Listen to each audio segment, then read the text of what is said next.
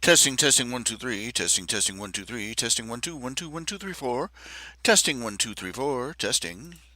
Hey there, hi there, ho there. This is Ralph Hayes Jr., RHJunior Reality Check, coming to you live over the internet through a series of tubes known as a boob tube we call YouTube, bringing you yet another contribution to the debris lining the information superhighway. A little product I like to call, you guessed it, spleen squeezins.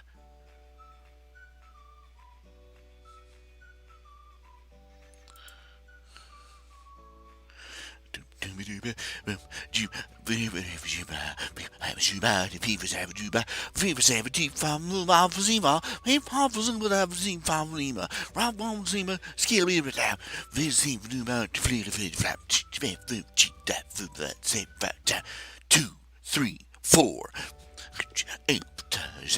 Oh, hey, how y'all doing out there? It is the world famous talking head, Ralph Hayes Jr., RH Jr., bringing you another broadcast, bringing you another show, bringing you another live show, another live show. Oh my good golly gosh, gee golly gosh, whiz bang. Sweet merciful crap. It's been a long time. I needed this.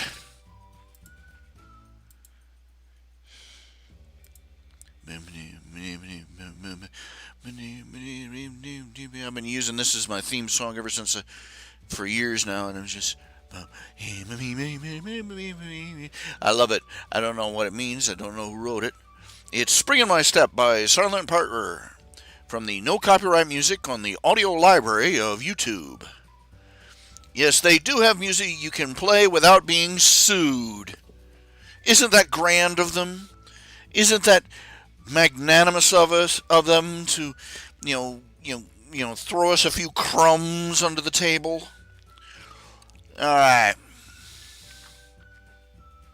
Considering what they inflict on us under normal circumstances. Okay, this is Humzafar, Poppin' Happy, from the Happy Music Collection from the YouTube Audio Library.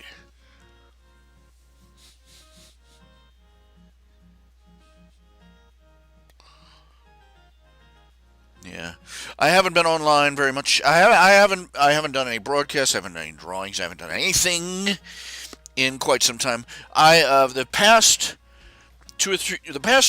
2 weeks, I have been fighting. I suddenly, there's no other term for it. I suddenly came down with depression. And I'm talking, clinical anxiety attack stuff. I would be lying in bed and I would just go into these horrible emotional tailspins. I'm still having trouble with it. I'm still just sitting there and minding my own business, and and depression and his best buddy anxiety just sort of jump out from behind the couch and latch into my ears without warning. It's better. It's better, but it's still not good. Listen, any of you out there poo-pooing the whole notion of clinical depression or medical depression, get your heads out of your rear ends, because I kid you not. I kid you not. It is some brutal stuff. It is some seriously brutal stuff. I mean, you remember you're all the children of the 21st century. You all know Harry Potter. Some of you grew up on Harry Potter. That was your childhood. So, let me put it this way. Let's put it this way. It's like when Harry Potter was attacked by Dementors, kind of bad. Where you feel like it makes me wonder if J.K. Rowling has had to go through clinical depression, because because the description is like it's worse than feeling sad. It's more horrible than feeling sad. It's feeling like you're never going to be happy ever again. And I cannot begin to describe to you how dark that is. It's like, you have no hope, you have no faith, you have no light, and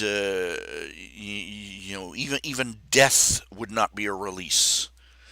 Kind of depression. That is what it's like. That's what it's like. Look, I have not been diagnosed yet. I have not been to see a doctor. Going to see a doctor for any reason is kind of complicated for me because, first of all, medical, physical transportation for me involves a lot of aggravating arrangements. And second of all, because my family doctor, is no longer my family doctor. He took me off the rolls because I hadn't visited him in over a year. So he took me off his list. So I'm wondering what that means for my medical records, but you know, that's another issue. But I need to find a new doctor, and then I need to find a new forklift to haul me to their office for a physical exam.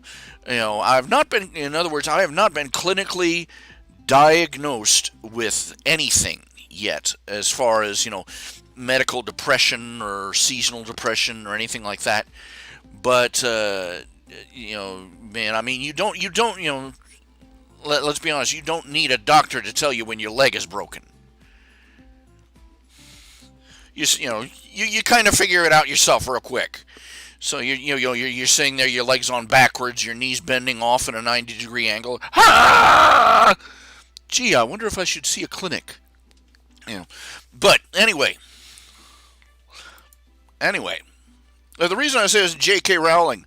J.K. Rowling, I think she might have gone through different. Well, she went through a lot of hard times before she got her book started, and she probably went through a few bad times after she got published. I mean, you want how many books? But her description of how it feels to be around a Dementor is it's simple, but it's pretty spot on for a description of what it feels like to be going through a depressive bout. Because I've just spent the last couple of weeks going through them. You don't feel it's worse than feeling sad. It's like you feel like you're never going to be happy again, which is an even more horrible feeling. And I've been doing a lot of things. I can't say I've been changing my diet, but I've added vitamins to it. I've started taking. I take a multivitamin, regular multivitamin, but the multivitamins only give you your bare minimum. We have vitamin C, yeah, just enough to keep you from getting scurvy, that kind of thing. But I also started taking mega doses of vitamin D3. They've discovered there's two kinds of vitamin D now. Oh yay, more distinctions. But anyway, I got this bottle. Vitamin D3 is supposed to be even better for you than vitamin D2, and I'm like, what did they have an upgrade? But anyway, I started taking 2,000 IU's a day of vitamin D3. The maximum doses that they'll recommend, after is 5,000. 5,000. Actually 4,000, but 5,000 is an extreme. So I figured about half that, which is better than the 800 I was getting. Anyway, you don't care about those numbers. I'm taking lots of vitamin D. I'm also eating lots of chocolate. That's another thing about the Dementors. It turns out the doctors are saying that chocolate, especially dark chocolate, it is supposed to help fight depression. And I'm like, good enough excuse for me. Anyway, you hope it gets better? Good night. The fact that I'm talking to you right now means that it's better right now. I hope it stays better, is what I hope. but man, you hope it gets better. Oi. But I've been chucking back vitamin D for about 4 or 5 days, and I've also been eating about at least 1 bar of chocolate a day. That's a medical recommendation now, kids. Mom, I need my vitamin chocolate today. You know, but I'm gonna tell you one thing. I spend a lot of time in prayer, and a lot of time, if it gets really bad, you find yourself so funked out. All you can manage is to recite a mantra over and over again. For me and my sister, she went through about it. She just found this out from her. She went through a round of depression because it was a medical interaction. She was on some sort of mess. I forget. She didn't say what for. Yes. We're both at that age where telling you what we're taking a pill for is kind of redundant. But she went through bad depression. She would have to get up. What she would do is she'd get up every morning and just and this she would recite over and over again. This is the day that the Lord hath made. We will rejoice and be glad in it. Just for me, it was the Lord. I've had fits. I've had fits like this before, but it was like almost 20 years ago, 10, 20 years ago when it hit me. And it happened. So it happened like twice, and then it never bothered me again. And I assumed it was because I was at the time I had gotten in a really bad sleep cycle. And there's so many things that can put you that can throw your emotional state monstrously out of whack. Blood chemistry, vitamin deficiency, sleep deficiency. Uh,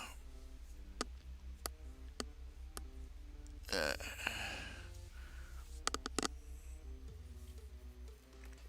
and well, it's just a whole ball of fun.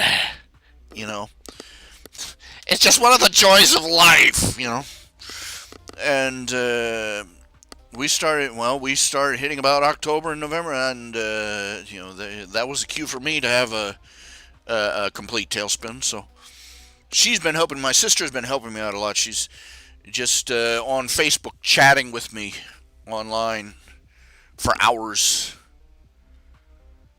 Just to get me over the darker points. Oh, mercy, mercy me, man! I'm saying like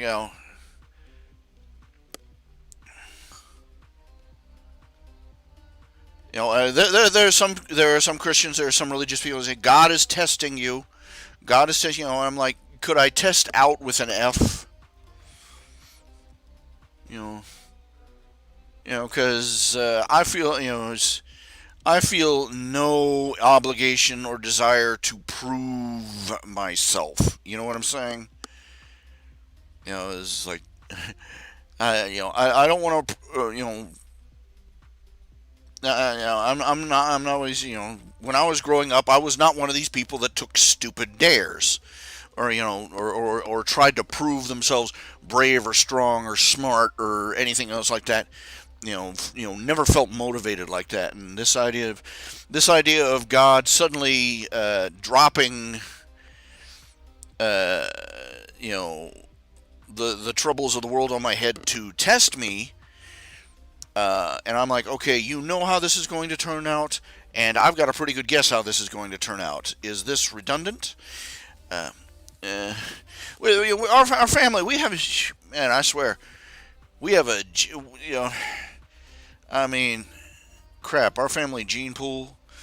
Okay, on my mother's side of the family, got uh, a sort of a manic depressive disorder. Uh, my grandmother had it. My grandfather had it. My mother's father, and my mother, she has to take several different kinds of pills, including lithium, and And I'm not sure it's manic depressive because it doesn't match the regular. Manic depressive is where you cycle. You go from being, and then you're back way up high, and then, and mom doesn't do that. She'll be, have her highs, have her lows, and then just one day she just straight down, and she won't be able to sleep, and she'll get the side effects of going, insomnia after 4 or 5 days. It's just an awful mess. So, well, they got that kind of stuff on my mother's side of the family. On my father's side of the family, let's see, diabetes, lymphedema. So far, I've tested out for diabetes, and I think God has just decided, okay, one more thing, and He's just going to break. So,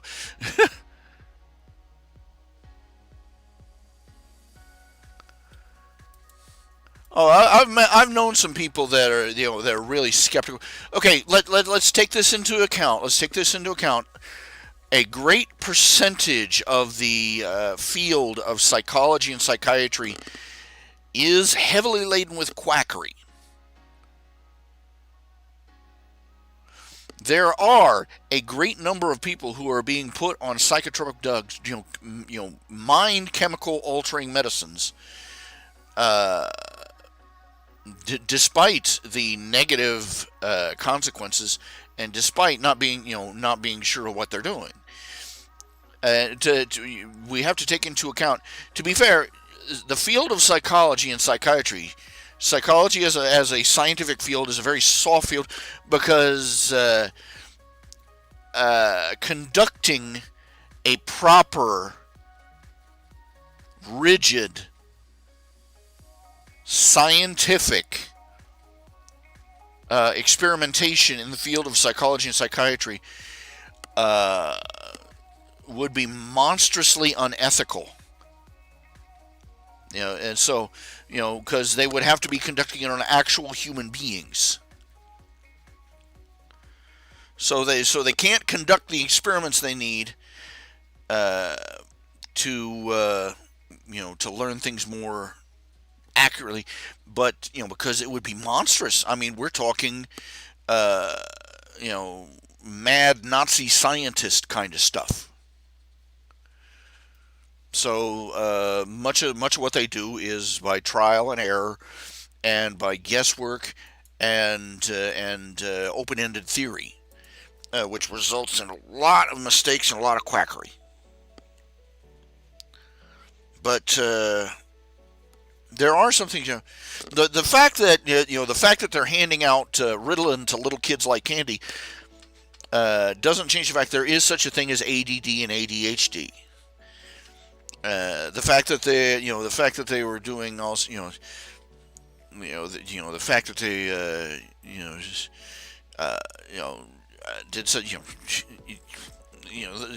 all the quackery doesn't change the fact that the problems actually exist, and that yes, once in a blue moon they'll come up with an actual solution that helps. So you have to take that into account, and you have to be self-aware. You have to be self-responsible. That's the important part. You have to be self-responsible. To learn what you can, to be skeptical of what you learn. Just to be careful. Me personally, if I go into the doctors and they examine me and determine that there's a medical problem, that diagnose me with some sort of medical cause for my depression, I'm going to demand a lot of information before I let them put me on any kind of prescription for my depression, because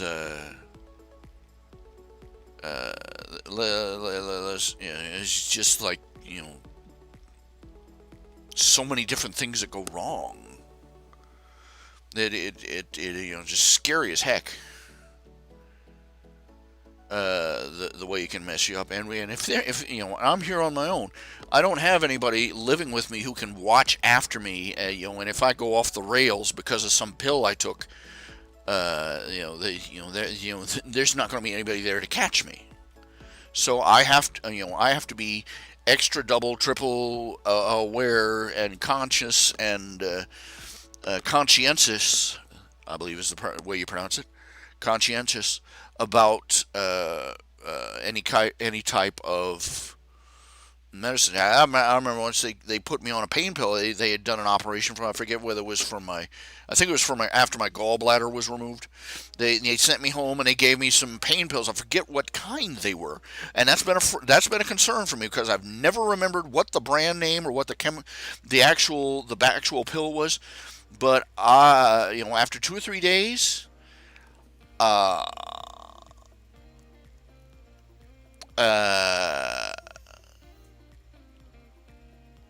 I was tripping, and it was not a fun trip. It put me into a stressed, again, panic attacks, depression, insomnia. It was a mess. It was a big old mess. And I finally had to,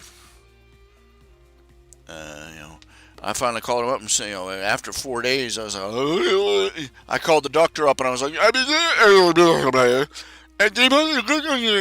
which they managed to translate, I'm not taking these anymore. And so I just dropped the pills, and it wasn't any fun. But fortunately, I'd healed up enough that I could get by without the pain pills. But it took me 3 or 4 days after that before my brain flushed itself out and I was back to normal. Well, what passes as normal for me. It was not a good thing. You gotta be careful. You're the only you've got. You know what I'm saying? Oh my. Ooh boy. Oh dear, we just lost connection, did we? Because everybody just suddenly disappeared.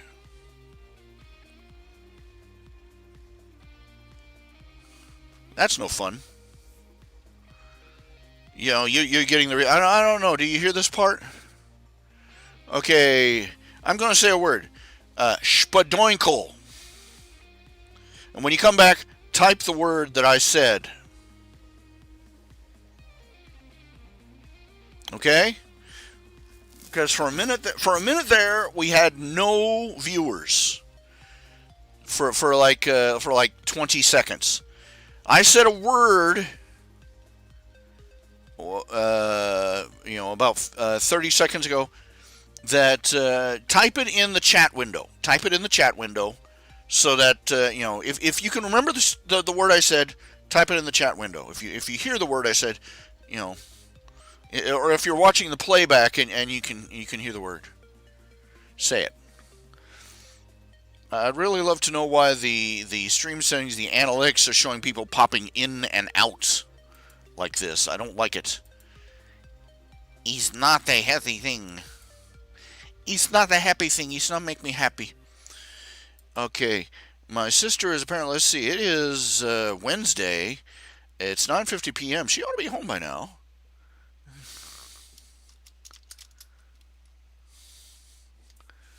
Maybe she's listening. Maybe she's lurking. She could be lurking. My sister could be watching. Behave yourselves.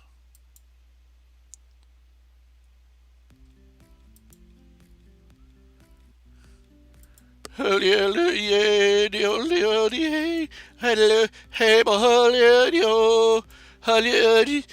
was that about? I have no idea what that was about. It just comes out. You see, part of this show is part of my self-designed therapy for my depressive bouts. So, be thankful I didn't take up primal screaming.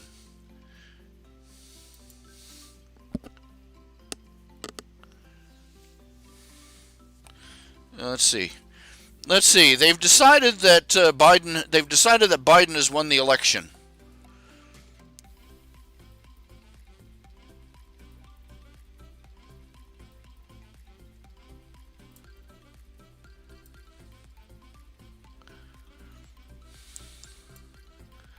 President-elect.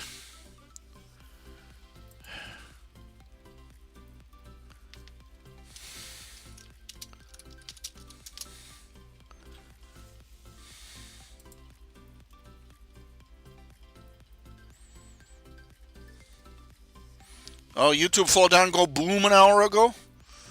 Oh, yeah. Okay, we got Biden, president.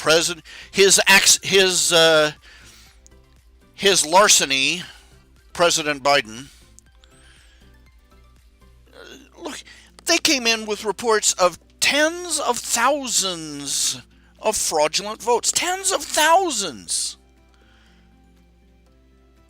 They came in with reports of thousands of votes, military votes being found dumped out in a field someplace. They came in with reports, they stopped counting in Pennsylvania. They stopped counting in the middle of the night, waited until the morning, and surprise, surprise, a great big bundle of just enough votes that they needed for Biden to win showed up. All of them for Biden. Now, if you genuinely believe, okay, there's two excuses for you believing that those votes weren't crooked. One, you're too stupid to live. Or two, you don't care that Biden's a creep and a crook. And I don't want anything to do with you either way.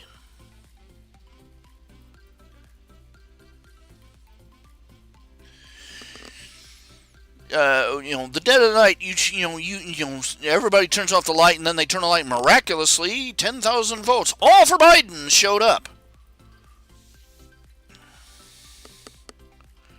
Careful, the ink's still wet. He stole that. He did what every Democrat has accused every Republican president of doing. He stole the election. He committed the Democrats committed sweeping electoral fraud across the entire nation to get Biden in power. Fraudulent votes, fake votes, dead people voting. Dead people who had voted Republican their entire lives. And the instant they had their funeral, suddenly they sprouted a card carrying a Democrat,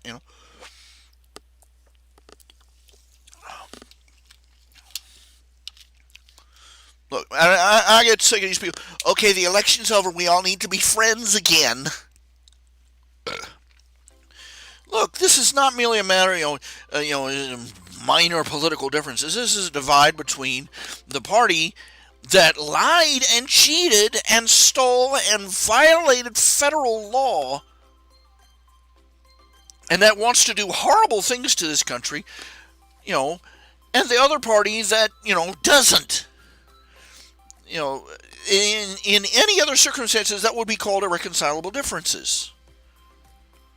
No, we're not here to get along with them. We're here, I'm sorry, dear politicians, dear Republicans, we didn't elect you to get along with the Democrats. We elected you to beat them, preferably with a mop handle. But we'll settle for you not letting them take an inch. And I'm sorry if I've got a family member who's sitting over there who is just hunky freaking dory with all of the Democrats' neo-communist plans. That they're socialists. Look, a socialist is just a communist who hasn't found where the ammo is yet. Their socialist agenda, they're pro-abortion. They're racist, and in America you can play both sides against the middle too, because I'm sorry, they had high-ranking members of the Ku Klux Klan as members of the Democrat Party and running around in Congress.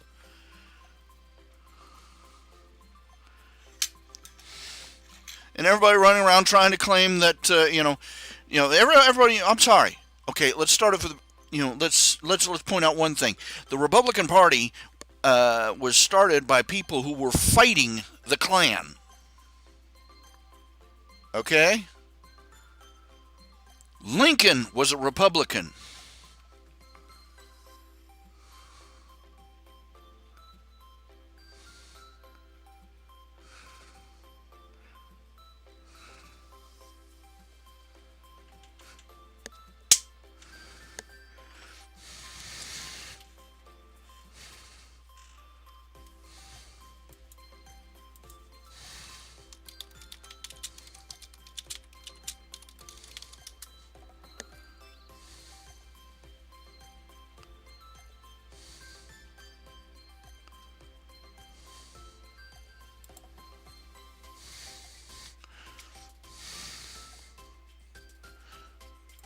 And Ulysses S. Grant was a Republican. Ulysses S. Grant was he was fundamental in starting in fighting the Klan in the South, and he was also instrumental in starting the National Riflemen's Association, the NRA.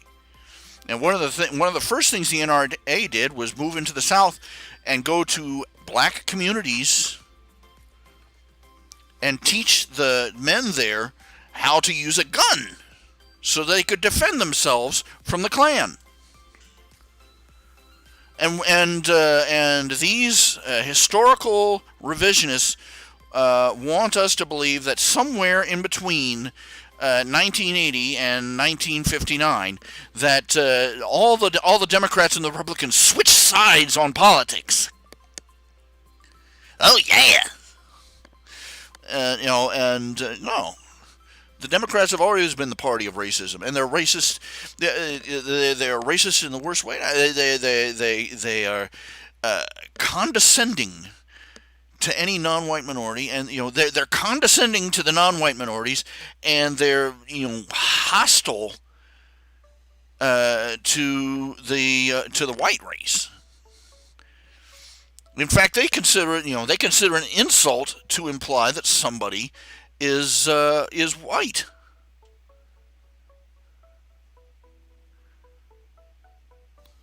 Their first goal whenever there's a shooting, they try to prove that their first suspicion is that they come out and we believe it was a Caucasian male of. Yeah, and then they never print a retraction. They never state a retraction. They never apologize. They never print a retraction. When it turns out that the guy who did the shooting was anything but white, because white people are guilty for everything. Bite me.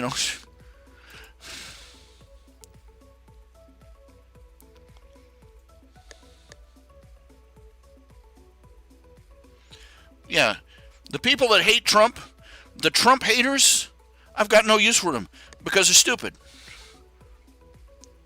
They don't hate him for any real reason. They hate him because a talking head on CNN told them to. Give him a doggy biscuit. Orange man bad.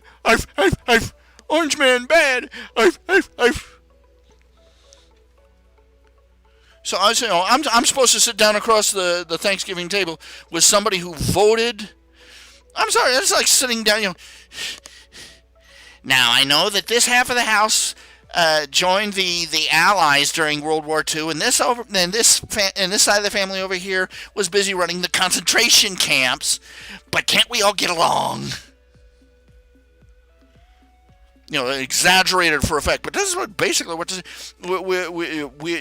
we got. These condescending people who are out there saying we're supposed to, reconcile with people who have irreconcilable differences with us. And you notice how it goes. They're not supposed to change any of their values or beliefs, but the people who stand for a moral principle, we're supposed to set those aside. For the sake of being nice. For the past 50 years, our country and our culture has been more worried about being nice than about being right.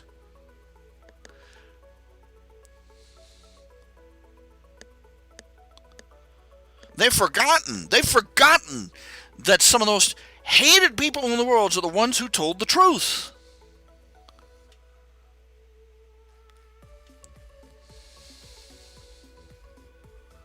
I would rather be hated for telling the truth than loved for forgetting it. I'm not going to sacrifice my beliefs, my values, just so I can sit down and pass the stuffing to one of these jackasses,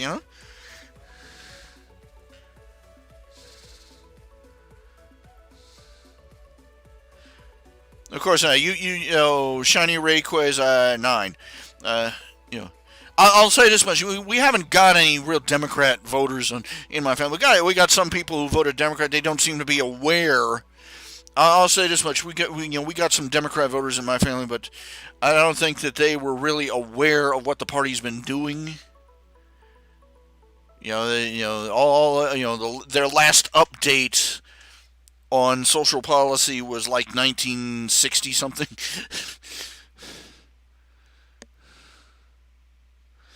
But that's the Democrat Party, and they rely on the ignorance of the people to keep getting back in power.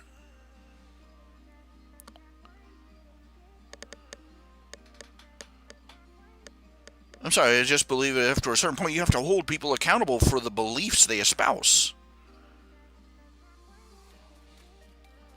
Whether they do it themselves or by proxy through a political party.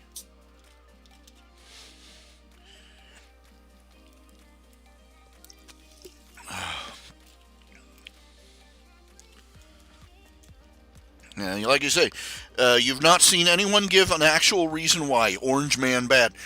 Okay, let's start off with this. When I first heard that he was running for president, that Trump was running for, I thought, oh, give me a break. That's a joke, right? Because he's always been kind of theatrical. Even before he was on that TV show The Apprentice, even before that. Even before he, this was how he did business. He was aggressive, bombastic, and he made waves wherever he went. And let's be honest, he was not a church choir boy. He did a lot of things that upset, that were unethical or that were immoral in the past, and that a lot of Christians would object to. But he's also a father and a grandfather now, and one assumes that he has changed a little bit, matured a little bit since then. Also, what I love, they accuse him of being sexist. They accuse him of being racist.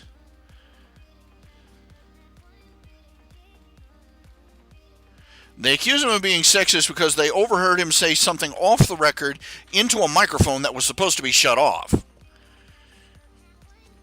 If you would listen, most people don't know that most people haven't listened to the whole conversation from that tape. What he was saying, he said it crudely about getting people's attention by getting them by the you-know-what. But he said flat, he was talking about a woman he tried to impress, by taking her furniture shopping of all things. I don't know, maybe it worked for him. I don't know. Me, I'm like more of a, take them bowling or something.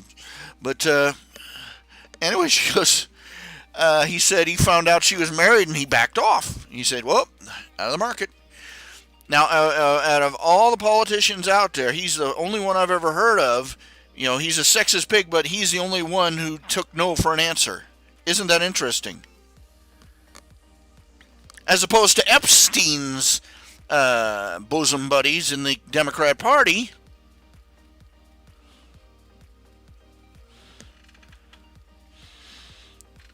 Who thought that a child, who apparently figured that a girl who had a training bra on was too old.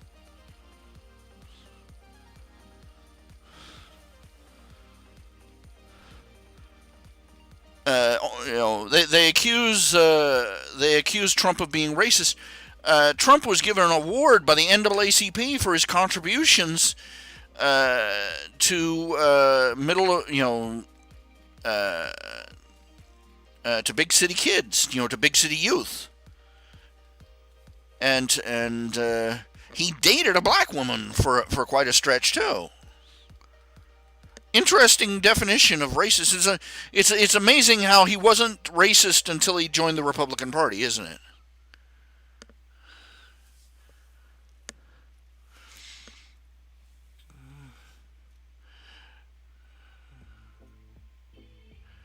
I swear, some of our forefathers have to be gnashing their teeth and weeping in rage because they sacrificed their lives fighting for the rights and freedoms of all men, including black men, and their thanks has been to be labeled racist by condescending racist twit idiots here in the 21st century.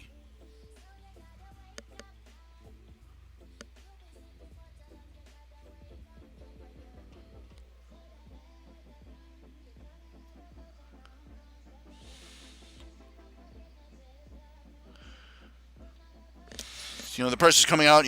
They've announced. They announced. The press announced for Biden as winner of the election.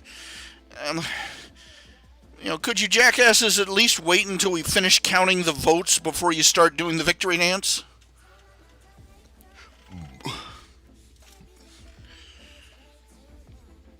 It wouldn't be so bad if these horrible people, if they made their own beds and had to sleep in them. No, they don't fall into the pit themselves. They drag everybody else with them, and they use our corpses as a cushion for their landing.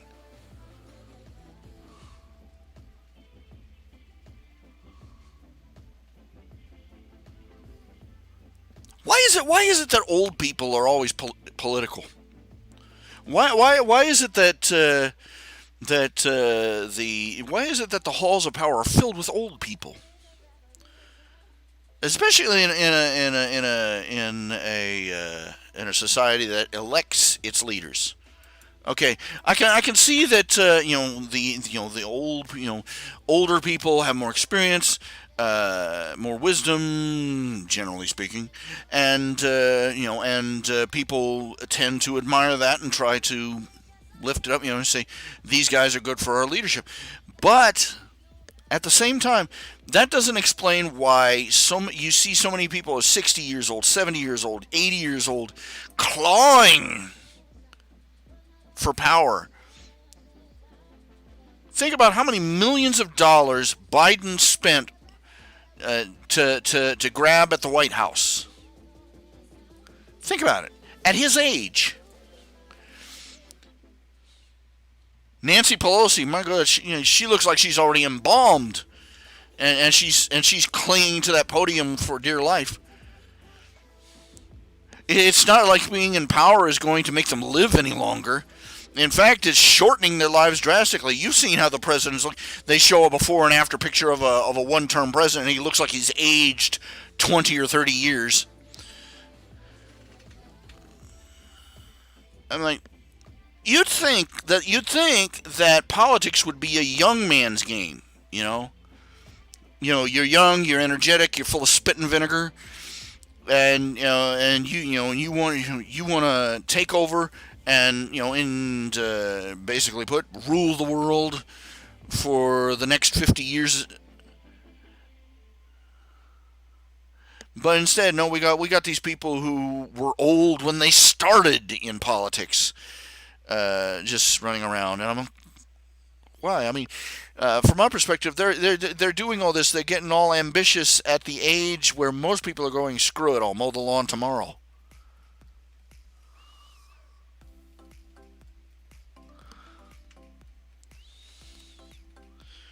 I mean, like, at that age, most of us have trouble deciding whether or not it's worth the effort to bend down to pick up the mail in the morning. you know, oh, the newspaper's arrived. Should I go out and pick it up? Nah, it's not raining yet. Yeah. Most people, in our society, maybe it's a cultural thing. Maybe it's, I don't know. In America, the idea is You go to school, go to college, get married, wife, kids, house, dog, car in the garage. Work and work, and then save up, and then when you're in your 60s, you retire, and and just move to Florida and complain about the government full time. But no, you got these people who are like 50, 60, 70 years old, running off to Washington D.C. to grab for the brass ring. That's the age where that's the age where you should be looking for a retirement home in Florida. I don't understand it. I just don't. I mean, at the age of 70, I'm already at the age where I don't have time for this. The grave draws nigh. I have a little time left. I don't want to spend it in an office. These people. Oh boy, can't wait to get to that Oval Office and dig myself into an early grave. Holy crap,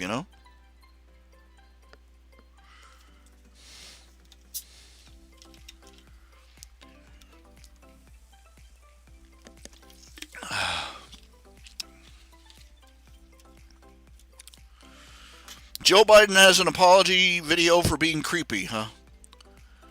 Well, Joe Biden, we're sorry you're creepy too.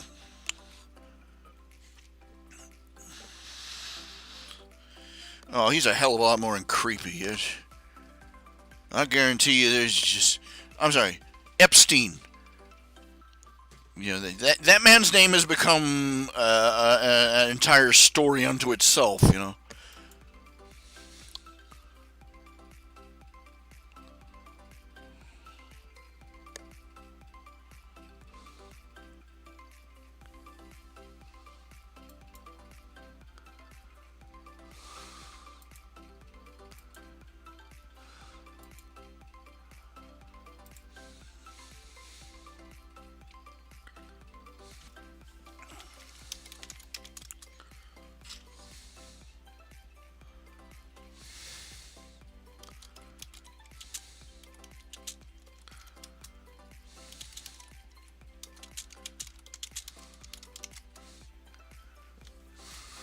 I'm trying to convince my sister to log on. Watch my video! I don't know where I was here. I'm refreshing stuff. Just a second. Give me a second here. Stupid thing. I don't know how much longer I'm going to be on. I'm running on caffeine and anger. Woo. Made the mistake of buying a bunch of boxes of. I made a mistake of buying a bunch of boxes of Little Debbie snack cakes in this last grocery run. Oh, they're so yummy. Yeah, well, they're not really. It's Little Debbie snack cakes are an approximation of what actual baked goods should be like. They're sort of like a policeman's, a police sketch artist rendering of someone. This is what a brownie looks like. They're edible, but very few of them have a lot. They don't have much flavor. Too much sugar. And, these cosmic brownies, they wish. Unless they're adding an extra herbal ingredient nobody knows about, they're not cosmic brownies. But, they're the brownies with the little chocolate M&M type things sprinkled on top. And they're heavy. They're thick and they're dense. I mean, I've had home-baked brownies that are absolutely delicious. But I've never had one just dense.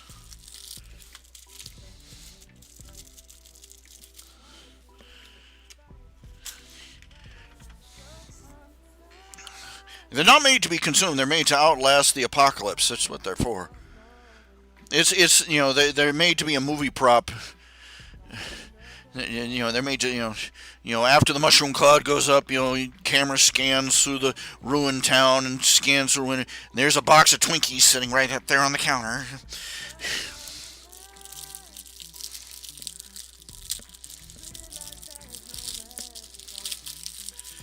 You have to hunt around for really good pastries and stuff, baked goods. There are these little mini pies you can get, old-fashioned style at Walmart. They're the little round pies in little aluminum foil tins.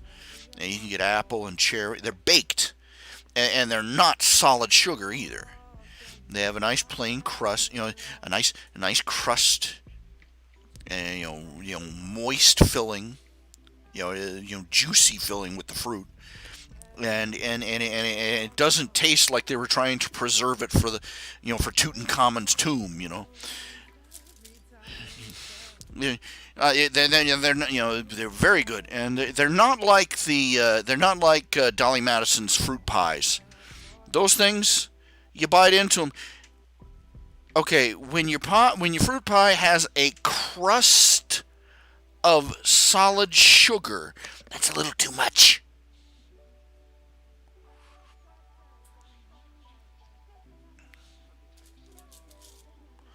If I was like 8 years old, yeah, oh boy, that's good. Kids that age run on sugar.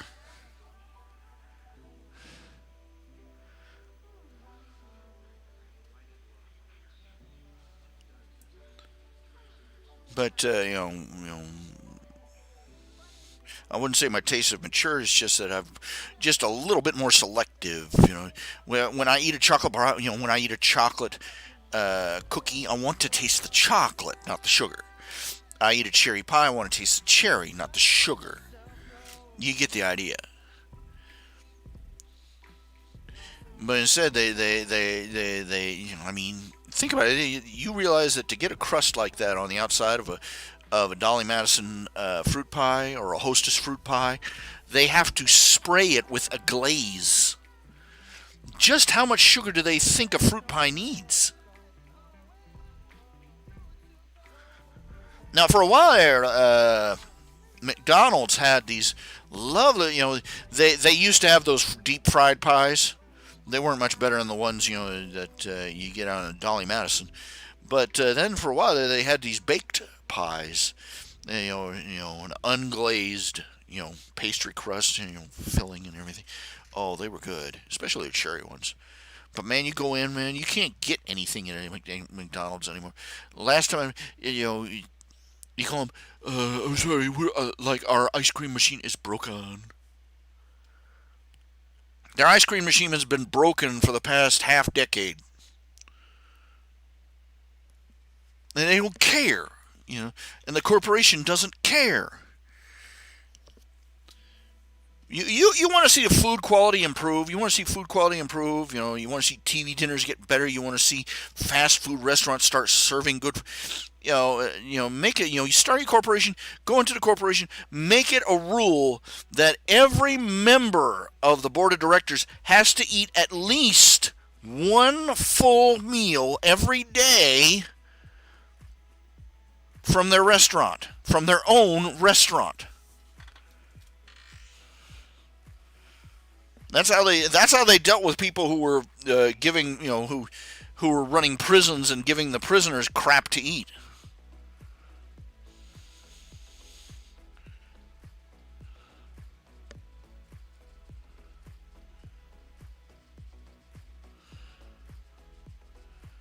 It's like, do you think your customers could eat like a convicted killer? You know? You think you could extend the dietary courtesy to them that you normally reserve for people who rob banks and deal dope?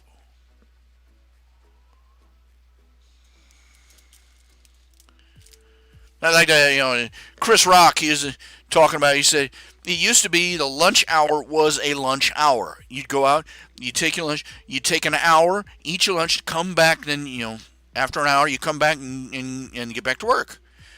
But now, lunch break is, there isn't a company anywhere that lunch break isn't, reduced to 30 minutes. Lunch half hour. Unless you are moved, up into the the boardroom or in the higher office echelons. If you're one of the people that actually keeps the company going, oh no, you only get 30 minutes. And Chris Rock was like, gee, boss, hey, boss, could I eat like a killer? A convicted murderer on death row gets an hour in the cafeteria for lunch. You think you could cut me some slack? Because come on, why not? Why is lunch a half hour? Explain that to me. Because you could it's a gap where they're not there, where you're not at work, and you can't tell me you can't overlap the workers. If you can overlap them for a half hour, you can overlap them for an hour. So there's no reason for it. It's not like they're being paid for it. They're not being paid for lunch. Most people, most companies, you are off the clock during lunch. At least, especially in in the minimum wage jobs, pay me half time. Just let me have time to eat.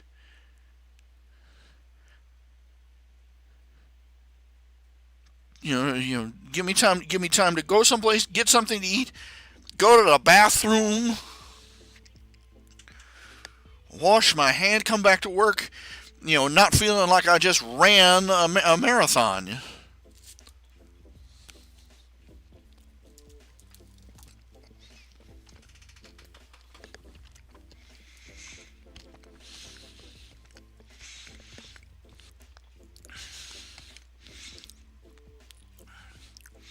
Look, I'm no leftist, for crying out loud. I'm no socialist. What infuriates me about the business world and about most of the companies out there is that most of them, they dang well know that the workers at the bottom of the ladder, the part-time workers and the full-time minimum wage workers, those are the ones that are holding everything up, that are bearing the entire company on their backs. They're the ones that make things go. And those people are the ones that get shafted the first. The soonest, every time, we have to tighten our belts. And it's the ones at the bottom of the rung who are skipping meals.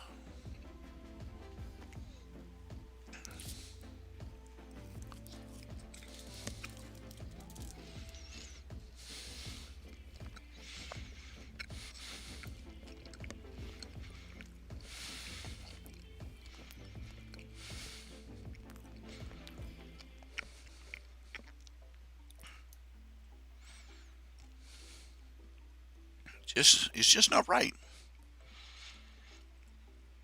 And we learn the real definition. These people, they used to be called,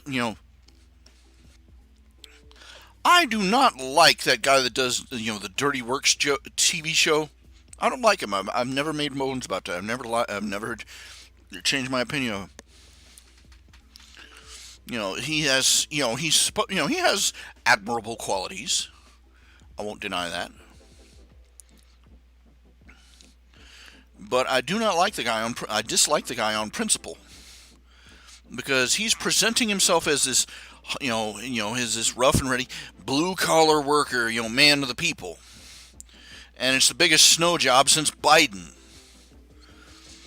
Because the guy, what was dirty jobs? Dirty job. What's his name?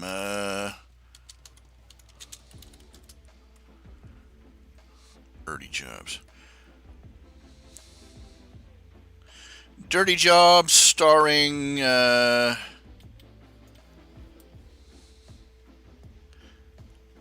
Michael Rao. Michael Rao, that's him. Michael Rao. He goes out, he apprentices himself. He helps it. And nobody, just like that other guy, the Bear Grylls guy. Nobody mentions the guy holding the camera, going through everything else he is. Now, Michael Rao, he has never worked a blue-collar job a day in his life. No, he might have had a part-time job when he was like 16, but ever since then he's worked in television. He worked in a TV studio, and then he became, then they put him out in front of the camera, and that's been it for his entire professional career. He has never worked for minimum wage in his life. He's and He's great. He respects people who do dirty jobs for a living. Well, whoop-de-flip-and-do. What do you want, a cookie? We respect you greatly. How about more pay? No chance. I don't know, and first thing it's your own fault for not going and getting a job at, it's your own fault for not getting an education at one of these, work scholarship, what was it? Saying people should join these schools, career schools, in industrial training, whatever. Look, and any education is a dead end education if your timing sucks. That by the time everybody says get in the STEM fields, get into computers, by the time everybody gets out, everybody's got a certificate from Microsoft that they're an expert in some computer field, and and they're all working for less than a burger flipper.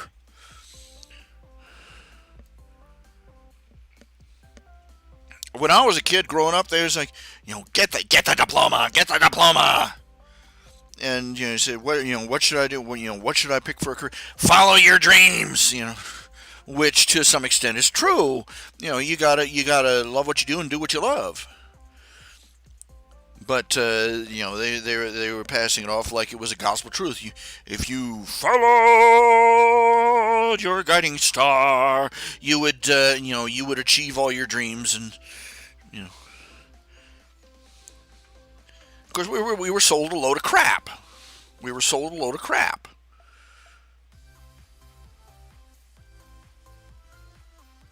I thought I was looking for a career. What I wanted was a paycheck. But no, and as one guy put it, I've talked this before. One guy, this guy was a therapist. He was talking to one of his patients. It was, a 20-something kid. I don't think he was even 20. It was like, just some kid, some millennial kid. He said, and the millennial kid looks at me and you know what I hate about your generation? The guy was like, "Whoa, that's a little hard." He says, "Well, what do you hate about our generation?" He says, "The entire time I was growing up, he said, get the diploma, get the diploma, get the diploma. What do you want? Do you want to end up flipping burgers and mopping floors for a living?" And we got the diplomas, and there are no jobs, and now you're calling us privileged because we don't want to flip burgers and mop floors for a living, trying to pay a six-figure bill off. And the guy said all he could do was sit there and say, "Ouch."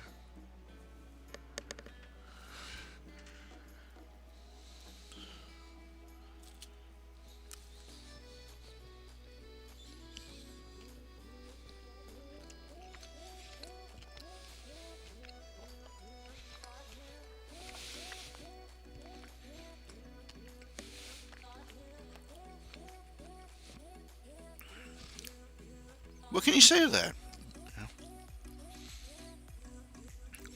They talk about how privileged, how spoiled these people want $15 an hour for flipping burgers. That's more than an ambulance driver makes.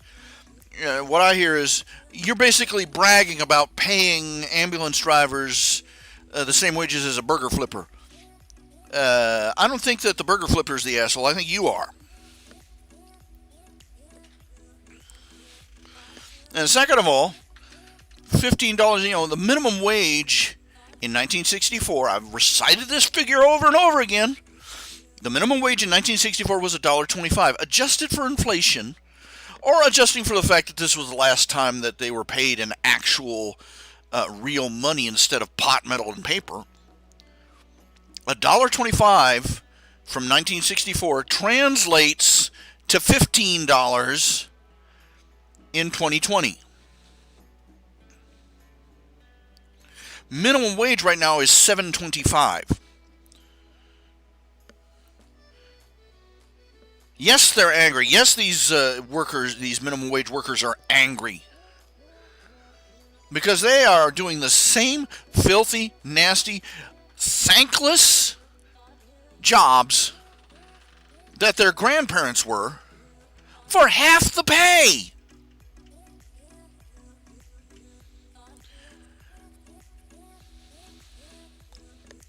Well, they should have gotten a diploma. Oh yeah, in between running between three different jobs to pay the rent.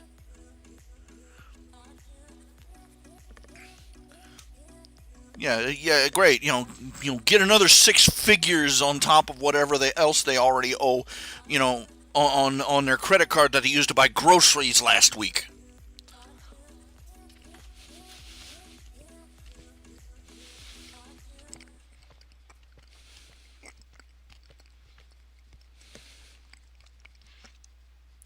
Quit blaming the kids. Quit blaming the kids. It's not the kids who are going out and giving credit cards to every Tom, Dick, and Larry. It's, we won't trust an 18-year-old with the keys to our car, but we will be perfectly happy letting them get $10,000, $20,000, $30,000, $50,000 in debt on a college education with a government loan, and no sign of how they'll ever pay it off.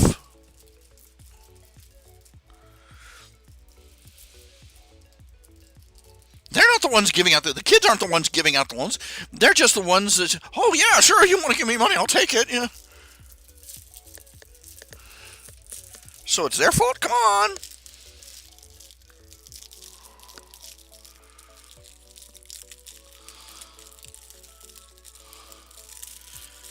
It's not the kids who who put us on a complete fiat currency system. So now we've literally lost a dollar. A dollar 50 years ago was equivalent of a dime today.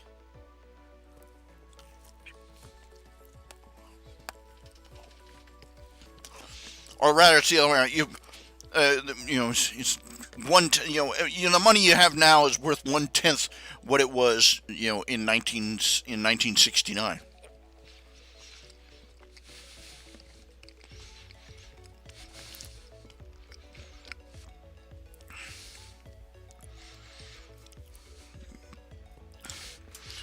At the same time, the price for everything has gone up. Tuition for a college has gone up 500%.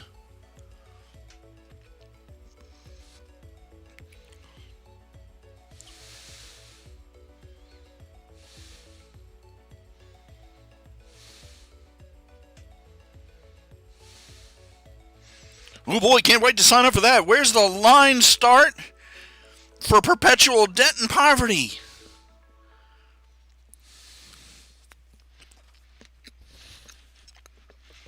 We're not going to get anywhere because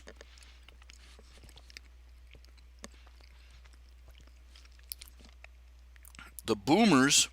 I'm as conservative, fairly conservative, in case you haven't noticed. Though I do have some libertarian leanings. But I'm looking at this and going, we're not going to get anywhere because the boomer generation doesn't want to admit it did anything wrong. They want to sit around talking about how the kids have screwed the world up. Well, who screwed up the kids?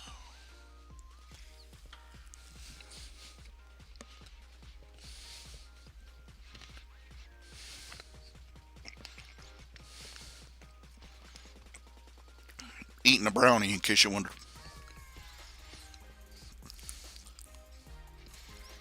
I've harped on this subject over and over again on every show I've ever done. Maybe 1,000 years from now, somebody will notice.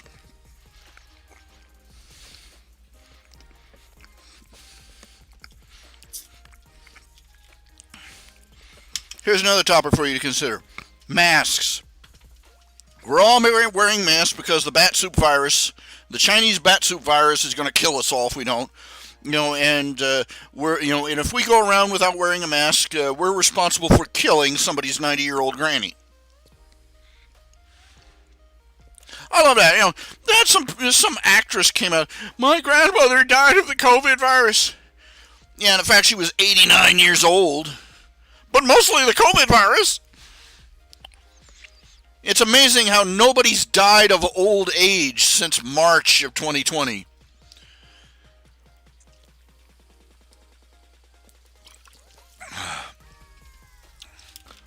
Look, let's break it down.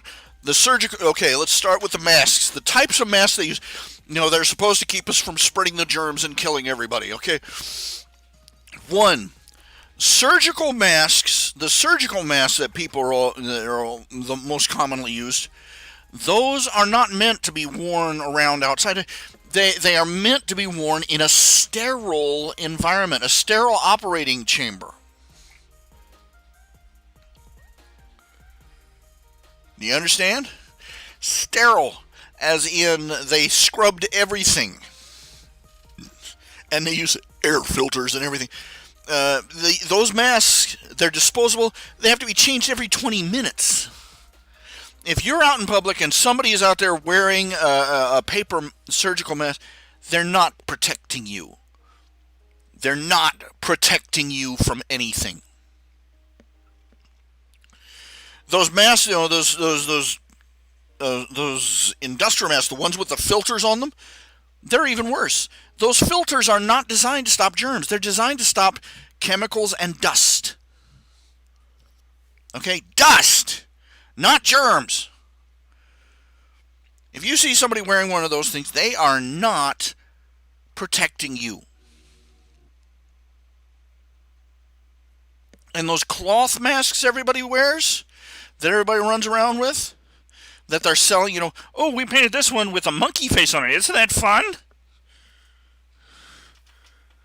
Those are the worst of all, because they're not designed. They don't breathe properly. They don't handle moisture. They soak up the moisture from your breath. They're literally a festering germ pit. And most of wearing cloth masks, you rebreathe your own CO2.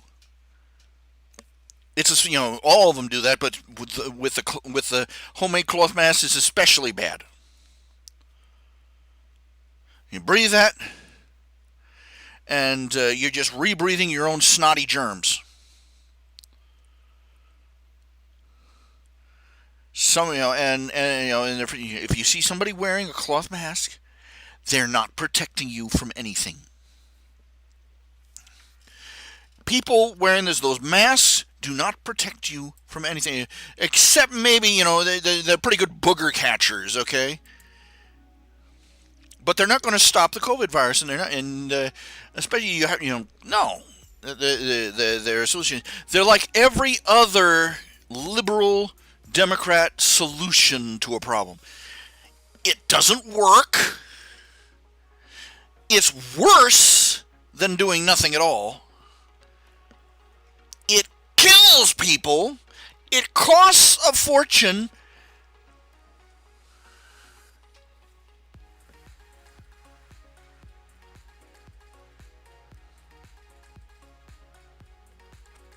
That's it. It's just it's pointless. It's a pointless gesture. The only reason they do it, the reason they love it so much, the reason it gives them such warm squishies in their pants, is because it gives them an excuse to be sanctimonious and self-righteous without actually having to be a decent human being. It gives them an excuse to go around and be self-righteous, omnipotent, all obsessed busybodies pestering other people when it's none of their damn business. You're not wearing a mask. You're not wearing a mask. You're trying to kill Granny. You mean that 100-year-old fossil you have on an oxygen tank already?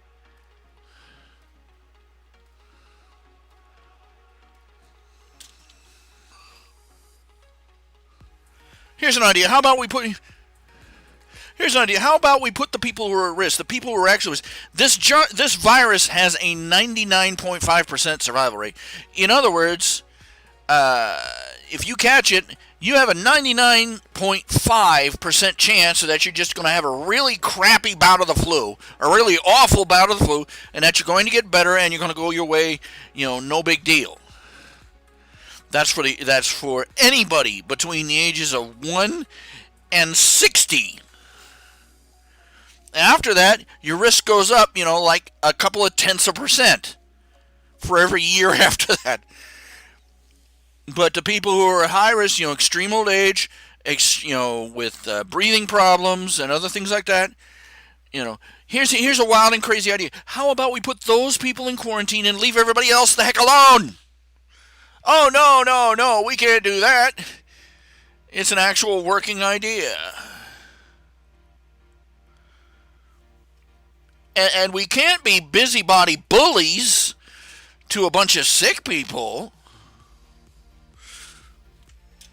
If we do that, we won't be able to go around and boss people around and arrest them and harass them for not wearing a surgical mask in public. And what fun is that? When they started arresting, that was what we should have been rioting over. The government finally flipping its lid and overstepping its bounds, complete crazy town. No.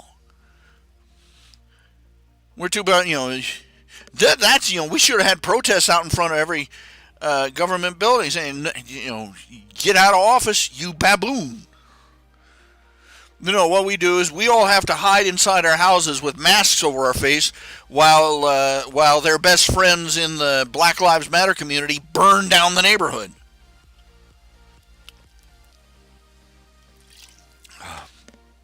Well, you see, they don't need to wear masks because because fire is sanitary.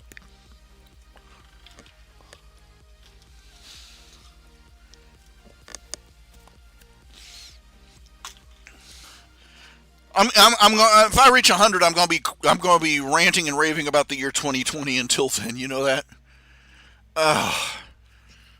This year.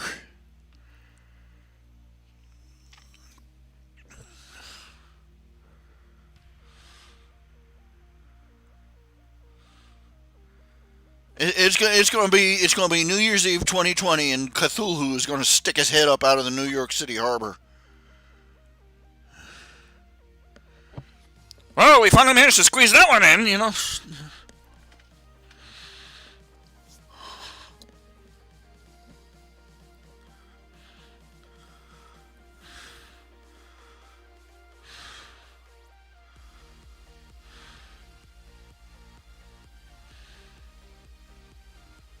I wonder how many churches got filled up after those meteorites, those asteroids, streaked over the rooftops in Russia. You remember that? It was just, what was it, a couple of years ago? Like a zillion videos on YouTube from dozens of, thousands of dashboard cams. This ball of blazing white light streaks across the Russian sky. I'm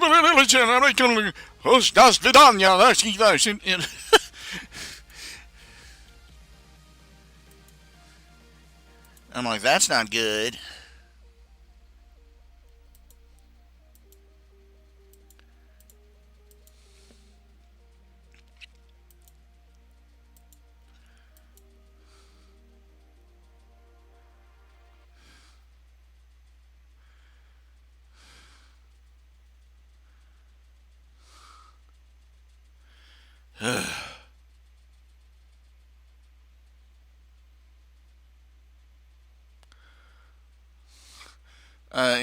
I've probably jinxed 2021 for all of us. 2021, 2020 is going to, thank goodness this year's almost over. I've probably jinxed November and December for the rest of us. This whole year's been a dumpster fire, from Australia going up in flames to Biden getting elected.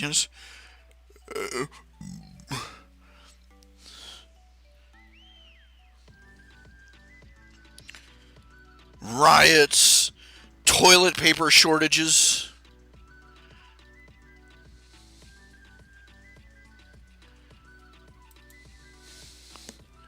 That's the press to blame for that.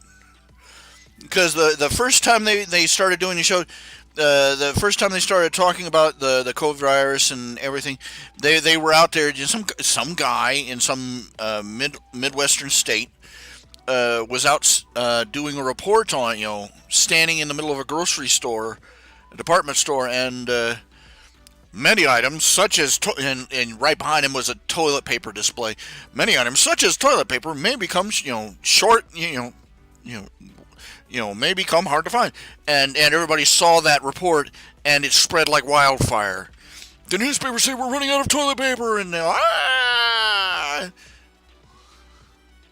there's probably some guy out in the Midwest, out in the middle of the desert, in a bunker built out of rolls of toilet paper, soaked in plaster.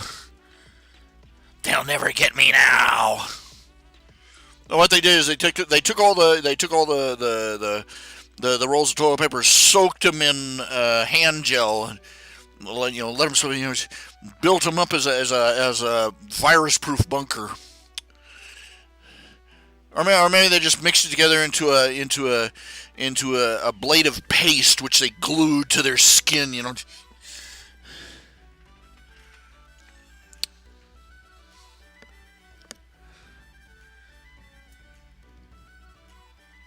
I got no germs on me. Yay! Goodness.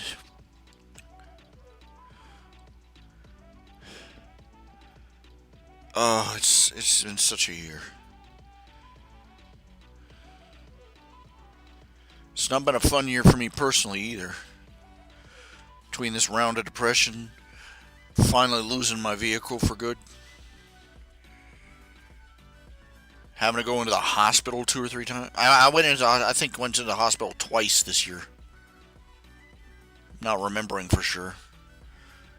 Well, I did go in. I went in once for a real long stretch. I went from the hospital for a week, and then I got moved over to the Arbors for extended care for therapy for like another 4 weeks. So it's 5 weeks out of the middle of the year that, and I'm it just blasted my year out of the water.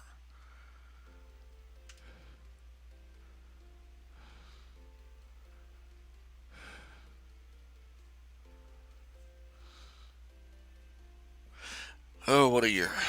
Oh, what a year.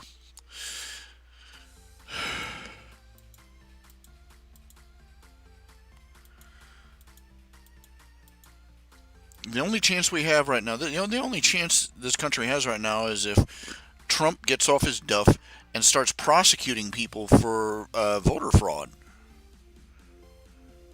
There's one guy that came out. He says he was a witness to it. It was one on this internet report something news. The guy said he worked. He worked in Trump's eye, and apparently, supposedly, Trump prepared for this voter fraud shenanigans. Is that they had all the legitimate ballots watermarked with a special digital watermark. That you need a machine to scan for, so they know where they would know which ones were real votes and which ones were fake, with no effort. And that his plan, and he claimed that Trump's plan is that they're going to do a clean sweep. They're going to come down. The plan is that once the votes have finished counting, he's going to go in and start stomping a mud hole in people. He'll pull the ballots out and he'll show this one isn't real, this one is, and then he's going to start arresting people and cleaning out the swamp. That's what this guy claimed. That's what this guy claimed. Now, he could have been lying. I don't know why he would lie about something like that. Because lying about that sort of thing, there's no dividend in it. He lies. He lies about Trump. If he's trying to support Trump, then lying about something Trump is doing isn't going to help. And if he's trying to undermine Trump, then claiming that Trump is doing something that daring isn't going to make Trump look bad. So, what's his motivation? So it's quite possible that he's telling the truth. And I would like to think that he's right, that he is telling the truth, and that by the end of this month we're going to see some serious crap shaken loose.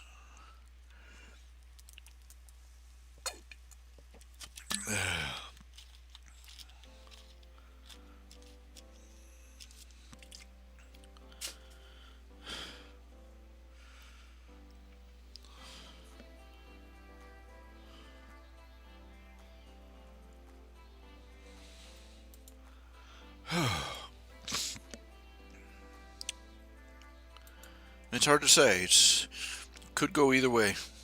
It sounds like the sort of thing that Trump would do. It sounds like the sort of Trump has looking what little I know of his career as a businessman. That's his thing. He'll go in. He'll start a deal. He'll start out, and it looks bad for. It'll start looking bad for him, and then suddenly, bam! He lays down the cards, and he's won. He did it with the Chinese. Everybody was furious with him, especially the conservatives and Trump supporters, because it looked like he was giving the Chinese everything they wanted. And then he spun the table around on them, and surprise, he had the Chinese over a barrel on the trade deal. One of my favorite stories about Trump is his estate. The local homeowners association threw a fit at him because he had a 50-foot flagpole out in front of his house with the American flag on it, and the homeowners associations, being little fascists with nothing better to do with their lives, threw a fit at him and started levying fines against him, saying you have to pay these fines because you're only allowed to have a 30-foot flagpole, and he ignored them. And they get madder and madder, and they filed more and more injunctions against him, and they pushed more fees on him. And then finally, after like a couple of months of this, he comes to him and says, "Okay, here's the deal. I'll bring down the flagpole. I'll take down the 50-foot flagpole, and I'll put up a 30-foot flagpole. Now, instead of paying you the fees and the fines I owe." If you'll let me, I'll do this if you'll let me take the money I would have paid in fines and give it to this local veterans association.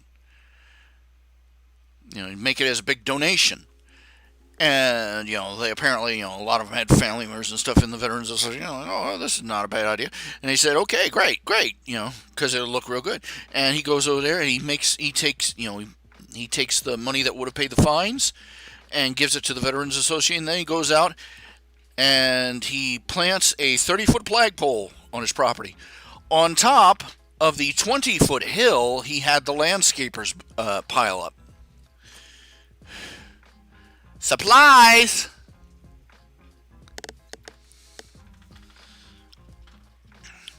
When speaking in the business in business terms, when you think you've got the upper hand on Trump, count your cards, then count your chips. Then count your fingers, your toes, your close relatives.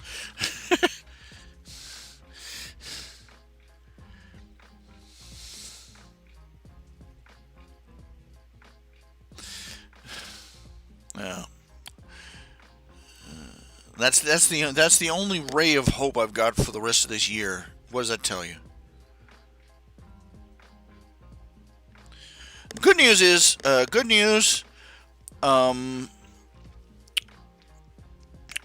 people, I think the group is called Community Action. The nurses that come in, the one of the nurses that come in, the head nurse, she informed me that they'd contacted them, and Community Action, they've got the funding approved, and they're going to be sending, sooner or later, they're going to send somebody out here, look my trailer over, and then they're going to, help me clean it out and do some repairs on it. Not much, but something. So hopefully by the end, before winter sets in, they'll winterize this place a bit, or patch the holes in the walls and the floors and the ceiling and the wall and the doors, and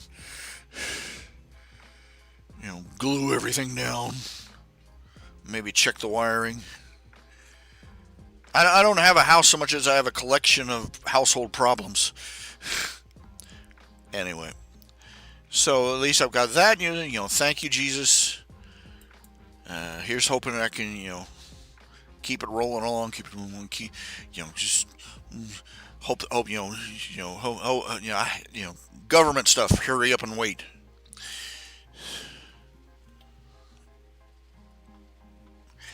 But there you go. If I can get that, if I could get anything, I'm going to ask you. First, I want two things. I want them to check I'd like them to check the wiring, if they can do that, and I'd like them to patch the roof.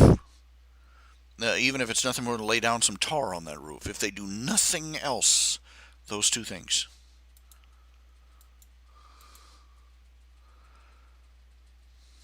Because I don't want to die.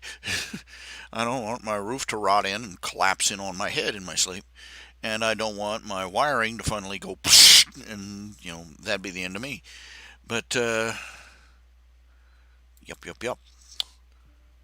Anyhow, I need to find a new doctor. I need to make an appointment with said doctor. I need to be carried out there in a forklift so that they can look me over, and then I also need to find I need to find a lawyer that handles Social Security, because I put in the paperwork and put in everything, and Social Security said, I applied for disability, and Social Security said no. So I'm going to go looking for a lawyer, give them all the paperwork I have, or tell the doctors and the nurses and the hospital and everybody to give the lawyer all the paperwork, and let them handle it.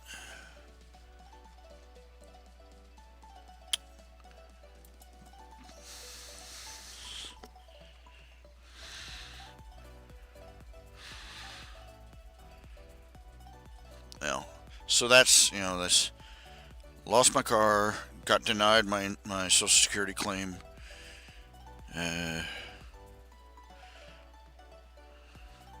Biden's running my country. Looks like it's a very rough month of a very rough year. So going through depression, yeah. Sunshine on my shoulders. I'm starting to feel like Job, except like a bargain basement version of Job, like from the people who brought you Sharknado, Job 2.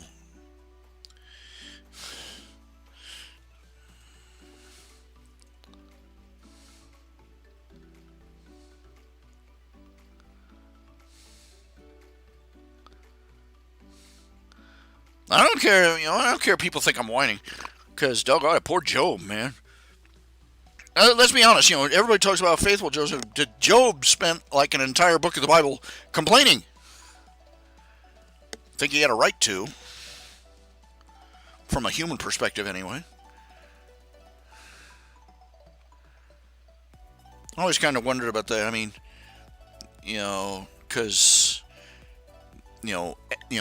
ancient culture thing, I suppose, because I can't see myself sitting there in sackcloth and ashes, covered in weeping sores, reciting poetry. No, I just... But anyway. There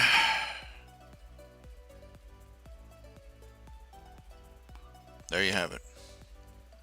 I was going to spend today and yesterday just doing nothing but writing. I know, you got drawings and comics and stuff, but I have got 22 fan fictions sitting archived, and about half of them are incomplete. And this is what happens when you have lots of ideas that get away with you. And I kind of want, fans from my fan fictions also are generally fans of my comics. So funnel them all together.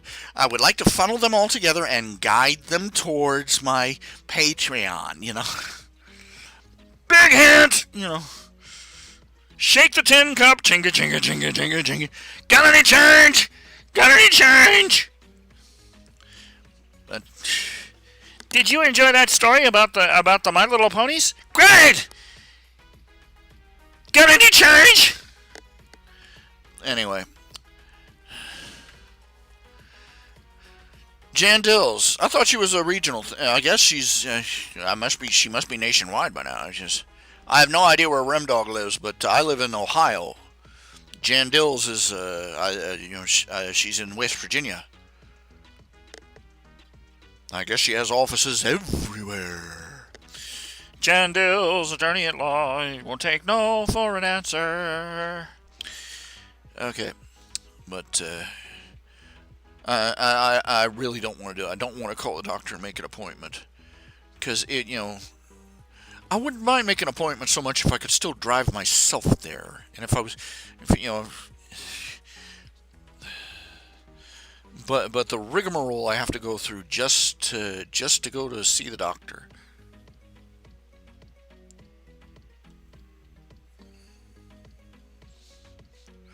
Really don't want to call the lawyer, because that means I'd have to start hunting up all the paperwork and tracking down the doctor's offices and calling everybody and get copies of this and copies of that.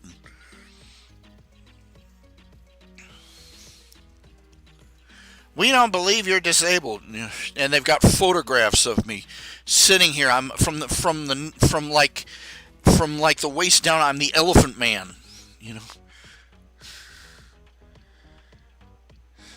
Oh, you can hold a job down like that, yeah. Well, yeah, if I sat on it.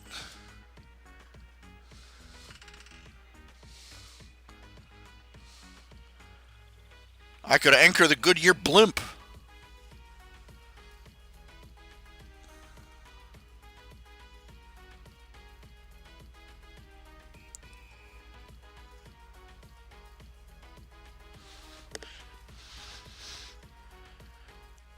Well, anyway.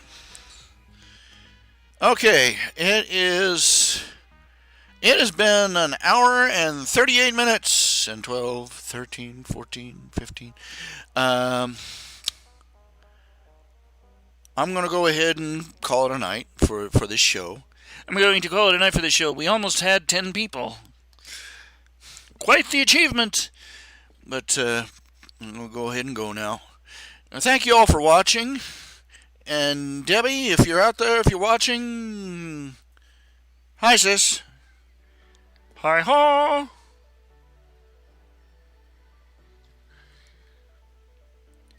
She's poking me, Mom. Okay. I'll see y'all later. You all have yourselves a good night. And I will labor to do the same. You all take care and you all have fun, alright? God bless. Good night.